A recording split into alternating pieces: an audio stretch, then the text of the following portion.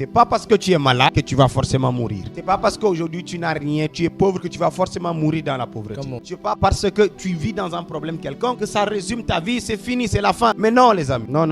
Tout dépend de Dieu, tout dépend de l'Éternel. Tant que Dieu n'a pas fini avec toi les amis, la mort ne te touchera pas. Alors c'est là où Dieu va se révéler à Jean. Donc ils vont tenter de tuer Jean. Jean ne meurt pas, ils vont prendre Jean et vont amener Jean dans une île, la prison la plus bizarre de l'époque, plus bizarre que Guantanamo, la plus dangereuse de l'époque. C'était l'île de Patmos. Et genre, on ne peut pas le tuer, mais on va l'amener dans un endroit, le pire des endroits qu'on pouvait amener quelqu'un. Mais même arrivé là-bas, Jean, c'est là-bas exactement que la vision de Jean va se révéler. C'est quand tes ennemis pensent exactement que là, ils ont créé une situation autour de toi, mais cette situation-là va te finir. C'est là où Dieu va les surprendre.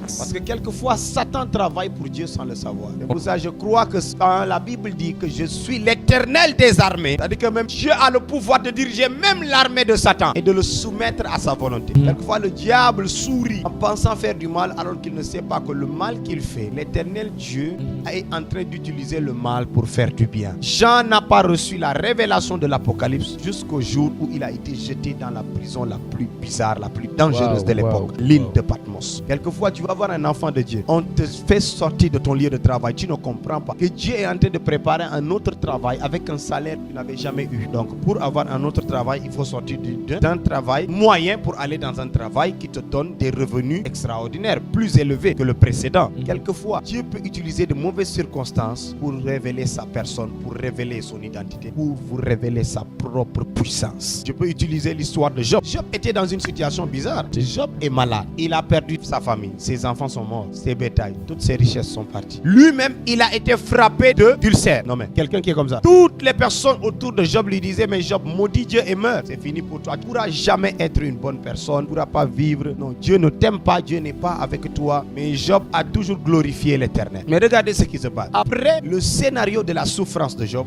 la Bible va nous raconter un autre scénario. Comment? Après ces temps-là, l'Éternel accorda à Job le double de la richesse qu'il avait. Quand Dieu te réserve des bénédictions supérieures à ceux que tu avais, quelquefois, ces bénédictions sont précédées par des temps difficiles. Vérité. Par des temps de combat. Vérité. Par des temps de souffrance. Par des temps d'attaque. Par des temps de persécution. La persécution révèle exactement une nouvelle saison qui arrive, qui n'est pas encore là, mais qui est annoncée à cause des souffrances que tu traverses autour de toi dans ces temps. J'aimerais te dire, peut-être qu'aujourd'hui tu traverses des moments très difficiles. Non, je ne comprends pas, au point que même tu te dis, est-ce que moi-même Dieu me voit? Il y a des gens qui se découragent et qui vont aller consulter des féticheurs. Il y a d'autres qui se mettent à comparer les hommes de Dieu. Tel là est plus fort que l'autre. C'est pour ça lui là, je vais aller chercher un d'autre. Donc c'est des chercheurs de marabouts, pas d'hommes de Dieu.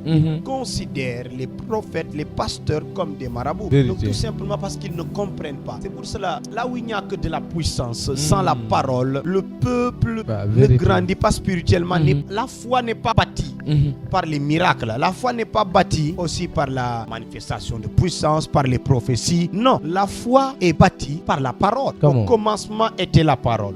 La parole était avec Dieu et la parole était Dieu. Tout a été fait par elle et rien de ce qui a été fait n'a été fait sans elle. Tout ce qui est bâti alors sans la connaissance de la parole de Dieu ne subsistera pas. Donc ne soyons pas choqués aujourd'hui d'avoir des membres, des chrétiens qui peuvent venir une saison nous exalter, nous élever parce qu'ils voient la puissance, qu'ils voient les miracles. Oh my God, prophète, you are strong. Tu es puissant. La puissance qui est sur vous est extraordinaire. Vous êtes plus fort que le prophète de celui là-bas. Vous êtes plus fort que l'église là-bas. L'église là est plus fort que l'église là-bas. Et nous voyons des enfants de Dieu avec une qualité de spiritualité. C'est un scandale. Vérité. Un enfant de Dieu qui réfléchit comme tel. À qui la faute? Je pense que c'est à nous bergers, c'est à nous pasteurs, c'est à nous dirigeants de l'église. Est-ce que nos églises sont construites, sont éduquées, sont travaillées à partir de la parole ou bien à partir des miracles? J'aimerais vous dire que l'église Ambassade Chambre Haute vit dans la prédication de la parole. Ce que nous postons sur internet, c'est plus les prophéties, les miracles, parce que nous servons de ces vidéos pour évangéliser les nations, pour apporter une évangile, inviter les gens qui souffrent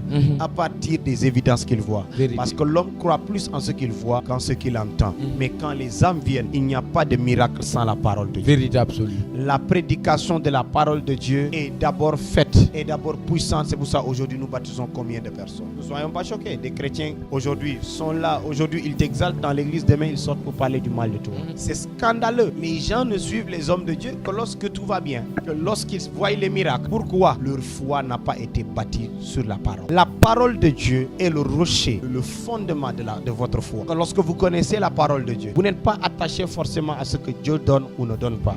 Que Dieu donne, que Dieu ne donne pas, je vais suivre Jésus. Que je reçoive une prophétie ou pas, je vais suivre Jésus. Yes. Le miracle peut façonner ton corps, mais la parole façonne ton cœur. Le miracle peut guérir ton corps. Le miracle peut faire posséder tes mains des richesses. Le miracle peut te faire voyager. Le miracle peut te donner un mariage, peut te donner un voyage, peut te donner quelque chose de matériel, une santé quelconque. Le miracle peut faire beaucoup de choses, mais la parole de Dieu transforme le cœur. La parole de Dieu crée une alliance. La parole de Dieu crée un amour de Dieu naturel dans le cœur de la personne. La parole de Dieu attache l'être humain à Dieu par une alliance indéfectible. J'aimerais vous dire que la parole de Dieu est très intéressante.